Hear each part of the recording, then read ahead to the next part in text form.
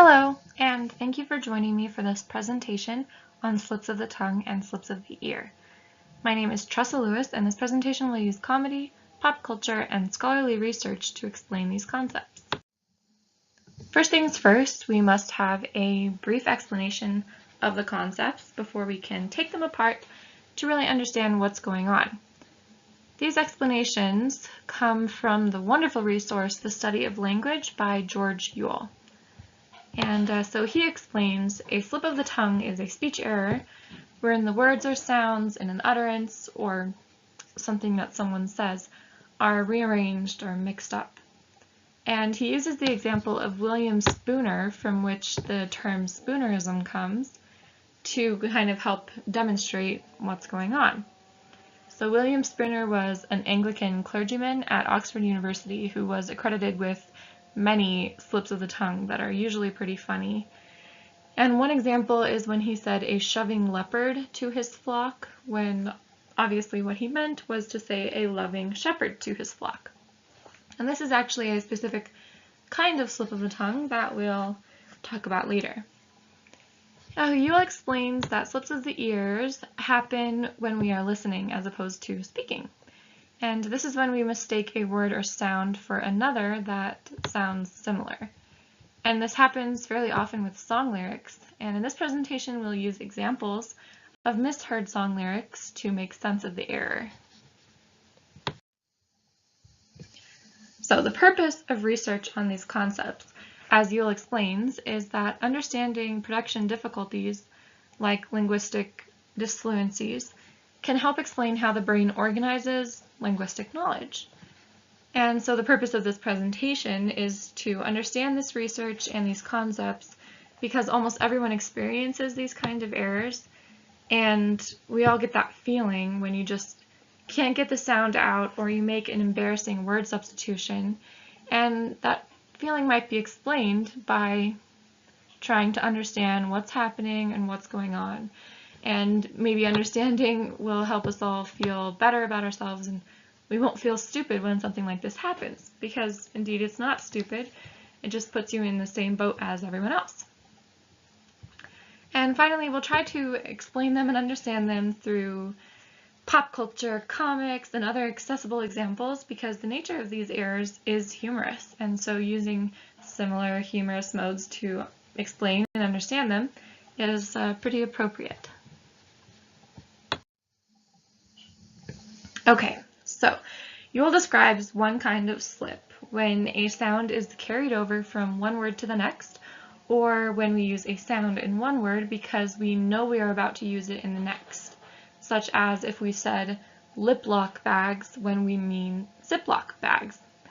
So Yule explains, although the slips are mostly treated as errors of articulation, it has been suggested that they may actually result from slips of the brain as it tries to organize and generate linguistic messages. So along those same lines, Yule also explains what kind of mistakes are more or less common, and this is where we will look for more research.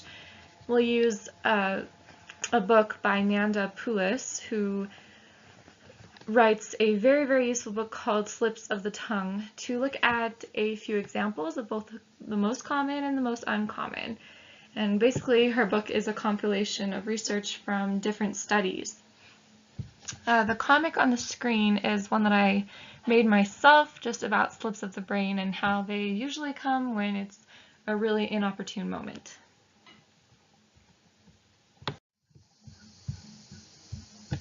Okay, so the first bit of research that we pull from the book on slips of the tongue is that anticipations are more common than perseverations. So anticipations and perseverations are called contextual slips because they are caused by the linguistic context wherein they occur. So some examples from the book are shown on the slide. In anticipation, the T in teeth is anticipated and replaces the sh in sharp to make tarp. So the resulting sentence or phrase is tarp teeth as opposed to sharp teeth. In a perseveration, a word is replaced by one occurring earlier. So on the bottom of the sea becomes on the bottom on the sea. Sometimes both of these concepts can occur in the same slip. And we'll actually look at that in the next slide. This is a comic that I made, which uses a common tongue twister, benevolent elephant, to demonstrate an anticipation slip. So you can take a look at this comic and also try to say this tongue twister, benevolent elephant. As you can see, it's pretty difficult. This is another comic that I made in order to make sense of when a slip is both an anticipation and a perseveration. The embarrassed groom in the comic is unfortunate because he has to alternate between the T and the th and the th sounds in all of these names and words, and it ends in something not very good for him. So the next bit of research that we'll look at, also from Poulis's book, is something called exchanges, which are another contextual slip, like anticipations. So exchanges occur when two linguistic units swap places, and most studies suggest that these are really infrequent. And what's interesting about that finding is that many of the slips that are attributed to William Spooner, who we talked about earlier, are examples of exchanges, like noble tons of soil for noble sons of toil, or our queer old dean, when really he meant to say was our dear old queen. So the example that I showed in the very beginning of a shoving leopard to his flock is an example of an exchange, and I think it's fairly interesting because like I said, much of the studies suggest that these are really infrequent, but almost all of the slips of the tongue attributed to William Spooner are all exchanges. So one great literary example of exchanges is the book Runny Babbitt by Shel Silverstein. So of course, all of the slips in this book are written examples, and they're not actual slips because they are intentional. However, we can still use it to jog our memories for instances when we've done this ourselves by looking at all the examples that he comes up with in this book. So just to give you a brief introduction, the beginning of the book goes, way down in the deep woods where the animals all play, they say things and do things in a different sort of way. Instead of saying purple hat, they all say herple pat. So that last bit about the purple hat is an example of an exchange, because the beginning of each sentence is switched, or sorry, each word is switched with the beginning of the other word. So you can read the rest of that if that interests you. It really is a great book, and it's full of examples of exchanges. Okay, back to the research on exchanges. According to the book, some exchanges might be more common because of certain circumstances. So one example is the repeated phoneme effect, where the exchange occurs because the initial segments are followed by the same sound. So there's an example on the screen, on the slide, which shows that left and hemisphere are both followed by the phoneme for the letter E in the sound eh. So you can, pronounce the words yourself, left hemisphere. So because both words are followed by the same, it suggests that this is the reason that this kind of exchange is more common, and you end up with heft lemisphere as opposed to left hemisphere. So another really interesting rule that Poulis describes is that slips of the tongue will not result in sequences of phonemes that are not possible in the language.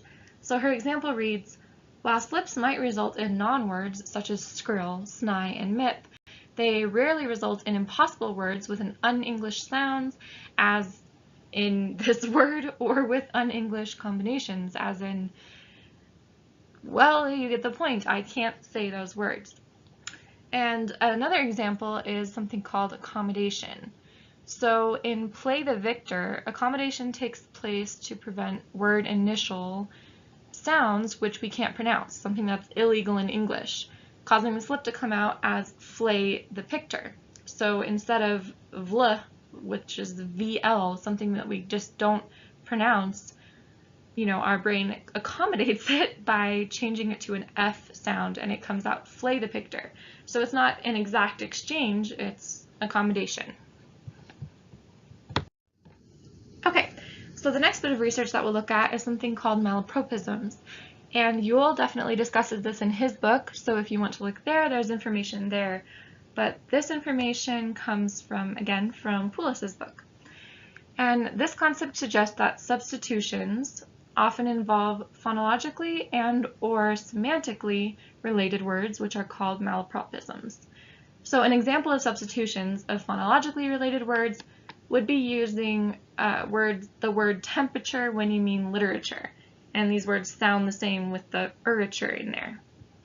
And a humorous example comes from Texas House Speaker Mr. Lewis, who said, "This is unparalleled in the state's history." And likely what he meant was this is unparalleled in the state's history, and unparalleled and unparallelized sounds similar. An example of a semantically related word substitution is tree for flower. And this can also happen with antonyms, so it doesn't have to be something that is actually similar, it's just related in some way. So you can accidentally use like or love for hate. And that actually serves as a good segue into our discussion on slips of the ear, because Yuval explains that some malapropisms originate as slips of the ear.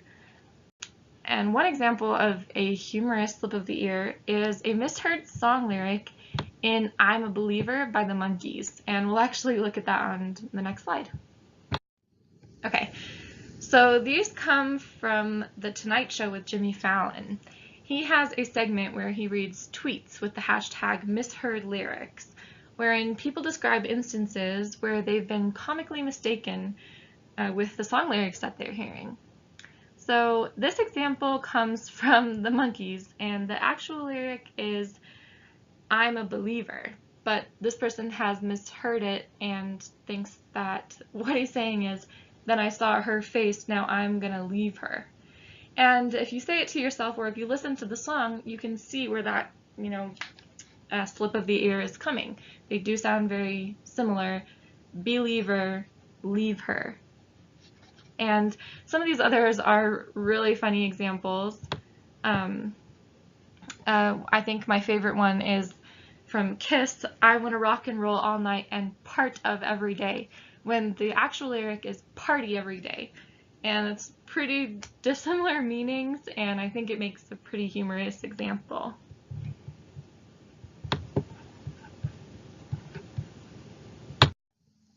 Okay, Yuval explains that slips of the ear happen when the ear tries to make sense of auditory signals, and these are some examples that he gives. He says that there's an example of someone looking for a great ape in an office, and it turns out that the person is really looking for gray tape. But if you say those, especially like you would say them in a conversation or just in an everyday circumstance, "Great ape, where's the great ape?" And really they're just saying, "Where's the gray tape? Where's the gray tape?" And another example is someone talking about some eggs, saying "grade A," and someone mistakes them for talking about the weather, saying that it's a gray day. So grade A eggs, but it's really grade A. So these are some funny examples of slips of the ear that Yuval provides. And also, this is what is happening in the examples of all the misheard lyrics that we were looking at before. It's just the sounds combining in a way that we're not receiving correctly, and we try to accommodate for what's happening, and we come up with a phrase that we think we've heard, even though it might be incorrect and might be funny. Songs, of course, can result in a lot of slips of the ear because we are dealing with a lot of sounds, and they aren't coming at us the same way that they would be coming to us in a sentence or in a conversation, because they're sung. So it is a little different. In an article called "Errors in Linguistic Performance, Slips of the Tongue, Ear, and Pen and Hand" by V. Fromkin, she explains that slips of the ear are explained as listeners reconstructing acoustic signals in order to make sense of them. And since song lyrics are often poetic and nonsensical and not perfectly pronounced or articulated, it makes sense that listeners would need to unscramble the signals they receive and wouldn't necessarily think that they're wrong or question the funny phrase that results because of the nature of songs. So that's just a couple examples of slips of the ear. Okay, so using comedic examples to understand slips of the ear, I recommend playing the game Mad Gab. The article that we mentioned before explains that there is a lot less research on the topic of slips of the ear. So using examples like this is a really good way to try to understand them. The game Mad Gab reproduces the kinds of things that happen in a slip of the ear to kind of comedic effect. The point of the game is to say the phrase over and over until you realize what the actual phrase is. Of lions quarrel, of lions quarrel, of lions quarrel, of lions quarrel. It's kind of difficult for me to recreate what's going on because I know the actual phrase. So you can go ahead and try saying it yourself a couple times. Did you finally hear it? The real phrase is a flying squirrel. So while we might think that these examples are a little bit silly, I think we can all relate to them anyway. You know, there have been times where someone says something to us, and despite knowing better, we still think for a few seconds that we have heard something completely nonsensical. And there are two more examples on the screen that you can try. I won't tell you what the actual sayings are, and you'll just have to say them over and over until you figure them out. Sometimes we never get to figure it out when we have an actual slip of the ear. So this is me trying to recreate that phenomenon. So to finish, we have to consider that these are often occurring in high-pressure situations or stressful circumstances, such as political speeches when a speaker has a huge audience and a lot of important things to say. Or they can also happen when we're intentionally trying to avoid saying something, and as such, it's exactly what we say. So Yuval describes this in his discussion of slips of the brain. He explains that in talking about his relationship with a former U.S. president, one U.S. president had to quickly correct himself when he said, "We've had some triumphs, made some mistakes, we've had some..." I'll let you read the rest of that. It was quite an embarrassing example, and I think it's the best way to end this discussion. Perhaps it's the most relatable way. We've all had a Freudian slips of the tongue. Thank you very much for watching my presentation, and I hope some of these concepts are more understandable. If not, then I hope that at least the references have helped you feel better about making these mistakes in your everyday speech. I will leave you with a few of my favorite tongue twisters. And considering what we have learned about slips of the tongue, I now think that tongue twisters are kind of mean things that exploit us and take advantage of our slippery brains. In any case, they are still fun, and I hope you are able to enjoy them. Thank you.